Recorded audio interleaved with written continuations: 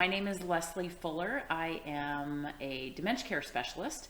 I realized that I guess this is middle age. I was frumpy. I had a lot of fluff. I didn't exercise at all. I didn't necessarily eat right, but I just figured that's what middle age was. And that trainer was Terry. And she has had such an impact on my life, just changing my lifestyle, adding exercise. Wow, that's a big deal, right?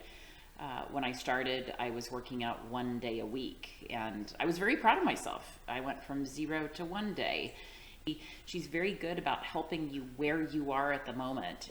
I've now gone off on my own and have my own private business, which I contribute to that confidence that I gained over those years. So eat well, don't eat perfectly, but I understand nutrition and will work out 4 days a week, still do weightlifting, because we only get one of these. And it's so important that we take good care of it.